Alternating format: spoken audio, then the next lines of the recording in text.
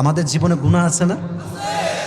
স্বীকারোক্তি দেন। আল্লাহ স্বীকারোক্তি পছন্দ করে যে আমার বান্দা স্বীকার করেছে গুনাহ আছে। ভাইয়েরা, আমার প্রিয় ভাইয়েরা, আমাদের জীবনে গুনাহ আছে না নাই? আমাদের জন্য আল্লাহ বলছে, দেখেন কি বলছে হাদিসে কুদসি, মান তাকাররাবা ইলাইয়া শিবরান তাকাররাবতু ইলাইহি যিরাআন। আমার বান্দা যখন তওবার জন্য এক বিঘত আগায়, আমি আল্লাহর রহমত তার দিকে এক হাত এগিয়ে যায়। সুবহানাল্লাহ। বাম থেকে শুনতে পাই না, পড়েন সুবহানাল্লাহ। না, এটা লাল মনিরহাটের সুবহানাল্লাহ হইতেই পারে না। পড়েন আরেকবার পড়েন, আরেকবার পড়েন সুবহানাল্লাহ।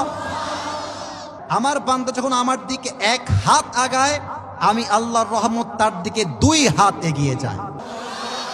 আমার বান্দা যখন আমার দিকে হেঁটে হেঁটে আগায়, আমি আল্লাহর রহমত তার দিকে দৌড়ে দৌড়ে ছুটে যায়।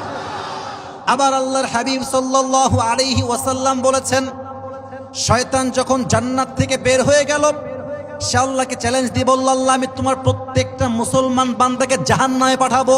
আল্লাহ বলবেন কি? আমাকে চ্যালেঞ্জ।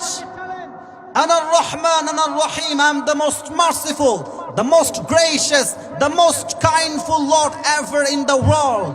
আমার মতো দয়াময় মায়াময় প্রভু আর কেউ কি আল্লাহর জমিনে হতে পারে? আল্লাহ বলছে, ও তুই জাহান্নামে পাঠাবি? আচ্ছা যা, চ্যালেঞ্জ ইজ অ্যাকসেপ্টেড। তোর চ্যালেঞ্জ গ্রহণ করা হলো হে শয়তান। তবে হ্যাঁ, শুনে রাখ, আপনারা শুনে রাখেন, যদি আপনি মুরব্বীরা আমার চোখে চোখ রাখেন, যদি কোনো বান্দা গুনাহের ইচ্ছা করে কিন্তু গুনাহটা এখনো আল্লাহ বলছে কোনো গুনাহ লেখা হবে না। আচ্ছা, যদি কোনো বান্দা একটা ভালো কাজ করার নিয়ত করে বাট এখনো করে নাই, নিয়ত যে করেছে তাতেই আল্লাহ আমল নামায় সওয়াব লিখে দিবে। আরে ইয়ার জোরসে বলো সুবহানাল্লাহ। আল্লাহ বলছে তুই জাহান্নামী বানাবি? শোন আমার ওয়াদা, আমার বান্দা সারাটা জীবন আমার নাফরমানি করবে, বেঈমানি করবে, জুলুম করবে, জেনা করবে, সুদ খাবে, ঘুষ খাবে, অন্যায় করে ফেলবে, বাট আমার বান্দা যখন দুই হাত তুলে একবার চোখের পানি ফেলে তওবা করবে, ইন্নাল্লাহা ইয়াগফিরুয যুনুবা জামিআ, I will forgive all the sins of his life whatever he has committed in his past life. আমি আল্লাহ সঙ্গে সঙ্গেই তার অতীতের সব গুনাহ মাফ করে দিব। Challenge is accepted. আচ্ছা দেখেন তো, আপনাদের এখানে কারাগার কোন জায়গায় আছে? কারাগার,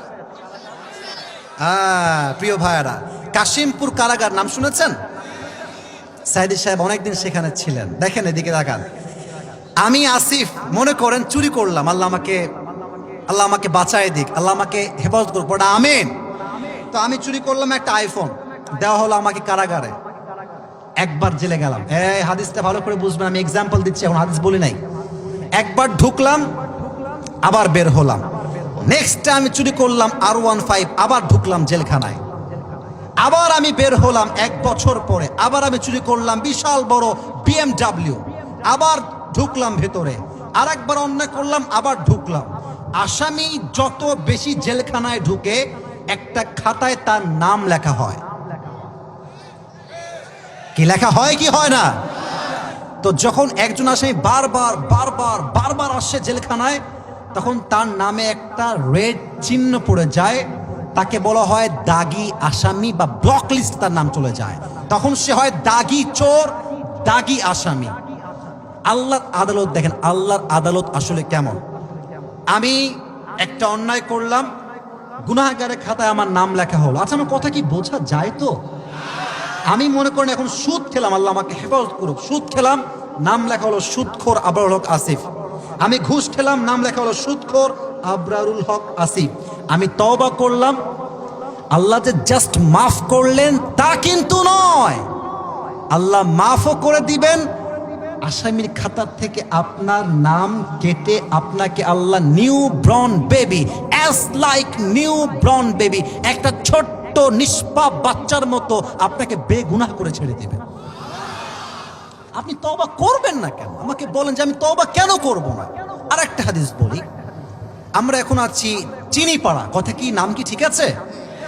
চিনিপাড়া আমরা এখন মোটামুটি কত লোক হবে? 10,000 লোক হবে। আচ্ছা 5,000 লোক তো হবে, আচ্ছা 2,000 লোক তো হবে, আচ্ছা আরো বেশি জানি। এখানে আমরা যারা আছি আমরা একটা কওমের মতো, মনে করেন যে আল্লাহ আমাদের সবাইকে গজব দিবে, আল্লাহ মাফ করুন, বলো সবাই কি দিবে? তো আল্লাহ গজব দেওয়ার আগে আর একবার তাকাবে পুরো এলাকার দিকে, পুরো জাতির দিকে, যে দেখি তো একজন বান্দা জিকির করে কিনা, দেখি তো একজন বান্দা আমাকে সেজদা দেয় কিনা, দেখি তো একজন বান্দা আল্লাহ আল্লাহ কয় কিনা। যদি আল্লাহ দেখে সবাই জেনায় লিপ্ত, সবাই সুদে লিপ্ত, সবাই ঘুষে লিপ্ত, বাট একজন, just a single person, he is reciting the Quran, he is remembering Allah subhanahu wa ta'ala and he is reciting the ayah of Quran, সে আল্লাহ আল্লাহ জিকির করছে, কোরআন তেলাওয়াত করছে, ওই একজন বান্দার দিকে তাকায় আল্লাহ পুরো আযাবটাকে স্টপ করে দেবে, আল্লাহ পুরো জাতিকে ক্ষমা করে দিবে। সুবহানাল্লাহ পড়ে সবাই। আল্লাহর রহমত আর গজব কম্পিটিশন হয়েছে, আল্লাহর রহমতটা গজবের উপরে 99% এগিয়ে গিয়েছে। সুবহানাল্লাহ পড়ে সবাই।